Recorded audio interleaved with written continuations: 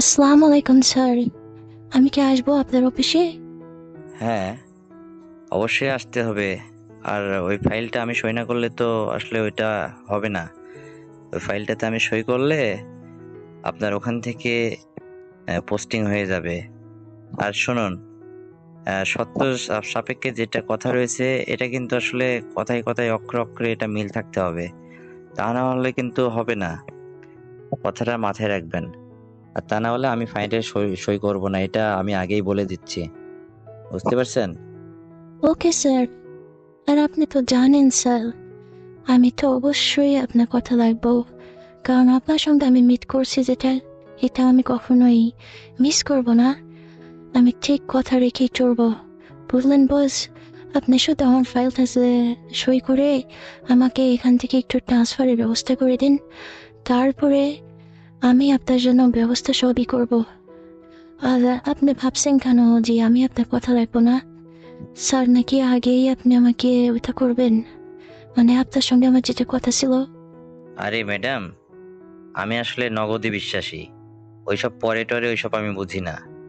আপনি আমার অফিসে এসে আগে আমার সঙ্গে সাক্ষাৎ করেন, তারপরে আপনার ফাইলে আমি সই করে এটা ওখানে স্যারের কাছে সাবমিট করে দিব।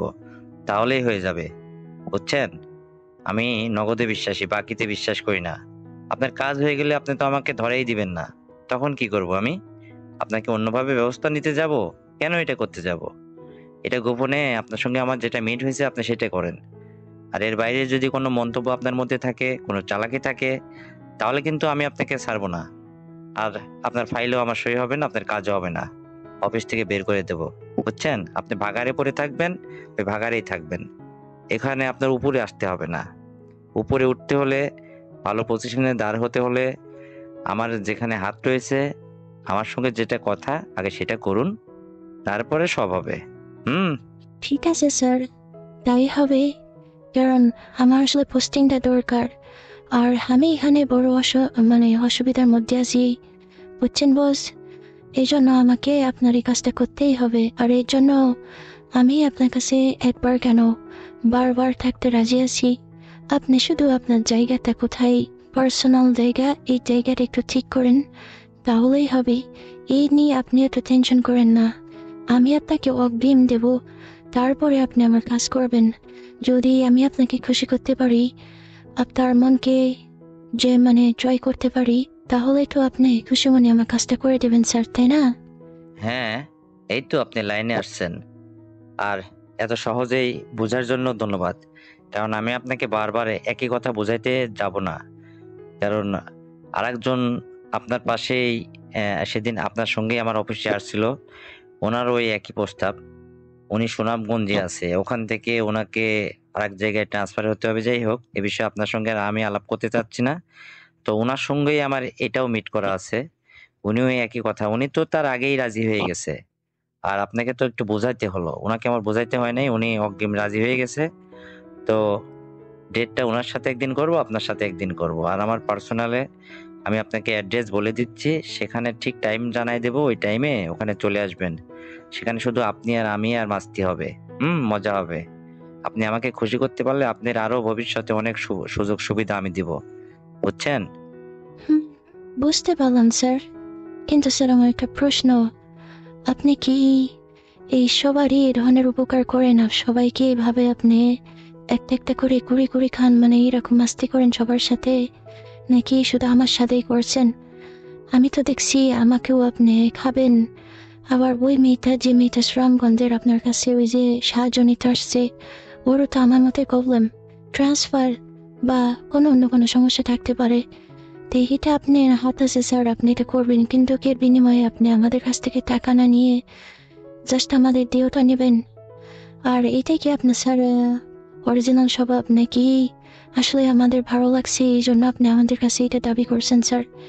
আর যেহেতু আমাদের এটা প্রয়োজন, তো আমি তো প্রয়োজন সাপেক্ষে রাজি হলাম। তো একবার দুবার থাকলে আসলে কি হবে? কেউ তো দেখবে না, শুধু আপনি আর আমি জানবো। কিন্তু আপনার বেলায় আপনি কি অনেক মেয়েদের কাছে এইভাবে কাজ করে যাচ্ছেন স্যার, দিনের পর দিন? এটা কেমন হয় স্যার? আমি দিনের পর দিন কার সঙ্গে কি করলাম না কি কি করলাম, এইটা নিয়ে আপনার মাথা ব্যথা করে লাভ হবে না। আপনার কাজ আপনি আমার কাছ থেকে সঠিকভাবে বুঝে পেলেই হবে। আর তার বিনিময়ে যেটা কথা, এটা আপনি করুন, তাহলেই হবে। বাকি হিসেবটা আপনার না, বাকি হিসেবটা আমার। আর আমি কার সঙ্গে, কতগুলার সঙ্গে কি করলাম না করলাম, এটা দেখে আপনার লাভ নেই। আরে আমি কত মানুষকে এভাবে উপকার করলাম, আর কত মেয়ের জীবন এভাবে আমি টেস্ট করলাম। আর আপনি তো মানে এত মাথা ব্যথা করছেন কেন অন্যদের বেলায়?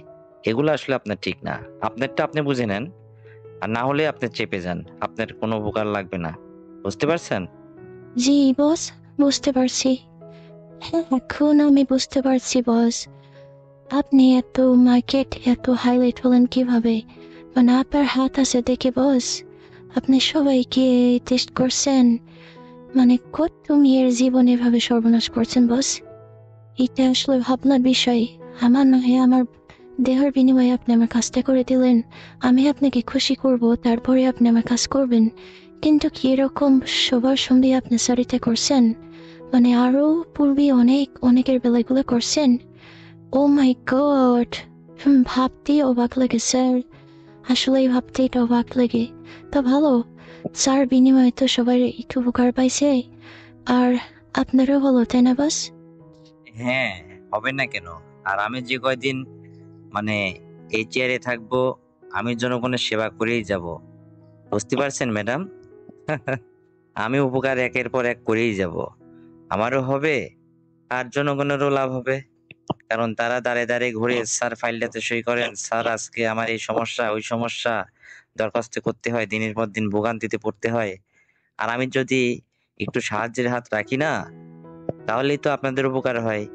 আর এর বিনিময়ে আপনার ওইটুকু সম্পদ আমাকে দিয়ে খুশি করতে আপনার আপত্তি কোথায়? হ্যাঁ? আর যদি আপনার আপত্তি থাকে, তাহলে আপনার উপকার করতে আমি বাধ্য নই। আপনি যান, যেখানে আপনি উপকার পাবেন ফ্রিতে, সেখানে যান। আমাকে লাগবে কেন? আমার কাছে আসলে গিভ অ্যান্ড টেক, বিনিময় করতে হবে। বুঝতে পারছেন ম্যাম? এইভাবে তৈরি হয়ে আপনি আমার সাথে দেখা করেন। তারপরে আমি আপনার আগে টেস্ট করব। খুশি করতে পারলে আপনার কাজ অতি দ্রুত হয়ে যাবে। আমি গ্যারান্টি দিয়ে বলছি। বুঝতে পারছেন? হ্যাঁ স্যার, আমি ক্লিয়ার বুঝতে পারছি। কিন্তু স্যার, আমার একটা প্রশ্ন ছিল। যদি আপনার কোনো আপত্তি না থাকে, আপনি অবশ্য মাইন্ড করবেন না। আমার একটা প্রশ্ন ছিল, সেটা হচ্ছে, আমি যদি বস আপনাকে আমার এই দেহটা না দিয়ে, যদি এই আমার এই উপকারের বিনিময়ে আমি আপনাকে কিছু টাকা দিতাম, মানে একটা অ্যামাউন্ট যদি আপনি আমাকে বলতেন, সেটা যদি দিতাম, তাহলে হয়তো আপনার কাছে আমার এই দেহ দান করতে হতো না। আমি এটা বলছিলাম স্যার, যদি এরকম কোনো অপশন থাকে তাহলে একটু আমাকে বলেন, আমি একটু উপকৃত হতাম। কারণ স্যার, পূর্বে কোনোদিন আমি এরকম কারোর সঙ্গে থাকিনি তো, করিনি তো, আমার অনেক ভয় লাগছে আসলে। শালার পাগলি! এই আপনার ভয় কিসের? আপনি মেয়ে মানুষ না? আপনার এত ভয় কিসের? কোনো টেনশন নেই। আর আমার কোনো অর্থ করেও লাগবে না বিনিময়ে। আমার শুধু আপনাকেই লাগবে একবার। আর সেটা অগ্রিম। পরে টরে হবে না। এটা বলে দিলাম। বুঝছেন? দেখেন আপনি ভেবেচিন্তে কি করবেন। হলে এখনই বলেন, না হলে না করে দেন। আমি আপনার থেকে বিদায় নেব। আর এত কথা ভাল লাগে না। Sorry boss, sorry. আমি আন্তরিকভাবে দুঃখিত। আসলে আমি অপশন খুঁজছিলাম, তো আপনার যখন আসলে টাকার লোভ নাই, আমার দেহের লোভ। ঠিক আছে বস, তাই হবে। তবে আপনি যেতে বলেন, আমি কবে আসবো আপনার অফিসে? তারপরে আপনার সঙ্গে আগে ওইটা করবো, তারপরে আপনি আমার ফাইলে সই করেন বা আমার কাজটা করেন। বলুন স্যার, আমি কবে আসবো? এই যে ম্যাডাম, আপনি আগামীকাল 10টায় আমার অফিসে এসে দেখা করেন। তারপরে একটু সময় হাতে করে আসবেন, হ্যাঁ? আমার সঙ্গে আপনার বিকাল অবধি থাকতে হবে। এরকম সময় হাতে নিয়ে আসবেন, তারপরে আর আশা লাগবে না। কালকের দিনটা আমাকে সময় দিলেই হবে। বুঝছেন? আর যদি আপনার কোনো আপত্তি থাকে, সেটা বলেন। ঠিক আছে বস, তাই হবে। আমি ঠিক আগামীকাল 10টায় আপনার অফিসে পৌঁছে যাব। কিন্তু বস, আরেকটা কথা, আহ, আমি কিন্তু আপনার সঙ্গে এভাবে খালি খালি থাকতে পারবো না। যেহেতু আপনি তো বোঝেনি ব্যাপারটা, এরকম ভয় রেখে কোনো কাজ করতে পারবো না। আর আমি এটা বলতে চাচ্ছি যে আপনি খালি খালি আমার কাছ থেকে মজা নেবেন এই ধরনের কোনো আশা করেন না। জাস্ট কাছে একটু প্রোটেকশন রাখবেন, তাহলেই হবে। আর ভয় থাকবে না। আপনি যত মানে যে কয়বার খুশি একটু দেখে শুনে আমাকে কষ্ট দিবেন না। একটু থাকবো, ঠিক আছে, আমি কষ্ট মেনে নিয়ে আমার কাজটা করে নেবো যেহেতু আমার দরকার। কিন্তু বস, আরেকটা কথা বলি, সেটা হলো আপনি কি মানে মানুষের উপকারের বিনিময়ে এগুলাই শুধু নেন? মানে আপনার এই আমাদের নারীদের এই দেহের প্রতি লোভ, টাকার প্রতি কোনো লোভ নাই? আমি এটাও আপনাকে জাস্টিফাই করে দেখলাম। কিন্তু বস, এই ক্ষমতা মানুষের কতদিন থাকে বলুন তো? উপরওয়ালার কাছে মানুষ এত পাপ করতেছে, এই যে এত পাপী হয়ে যাচ্ছে বস। আসলে মানুষের ক্ষমতা সবসময় একরকম থাকে না, একসময় না একসময় পরিবর্তন হয়ে যায়। আর আজকে আপনি যত অপকর্ম করছেন, এই পাপের দায়ে আপনাকে একদিন এই ক্ষমতা থেকে উচ্ছেদ হতে হবে। সেদিন বস আপনার আর পালানোর জায়গা থাকবে না, বুঝছেন? তো যাই হোক, আমি আপনাকে এটা রাগ অভিমান করে বলছি না, মানে এইটাই আসলে বাস্তব। আর ঠিক আছে বস, আর আর কি বলবো, আমি আগামীকাল 10টায় আপনার অফিসে এসে সাক্ষাৎ করব এবং বিকাল পর্যন্ত সময় নিয়ে 5টার মধ্যে আমাকে ছেড়ে দিতে হবে। আর নেক্সট বস আমাকে টাকা যাবে না। আমাদের এই উপকারটুকের বিনিময়ে আমি আপনাকে জাস্ট কালকে 3টা গিফট করব। এই দিন সময়ের মধ্যে আপনি যা খুশি তা করবেন, যত খুশি তত করবেন। কিন্তু নেক্সট আর কোনোদিন আমি আপনাকে এই ধরনের দেবো না। মানে আমার স্বার্থ সাপেক্ষে এটাই আমার কথা। আর দ্বিতীয় দিন আমার কাছে কোনো কিছু চাইবেন না। তো ঠিক আছে বস, তো রাখি, অনেক কথাই হলো, নাকি আর কিছু বলবেন? না, কথা আর কি বলবো, কথা তো হয়েই গেল।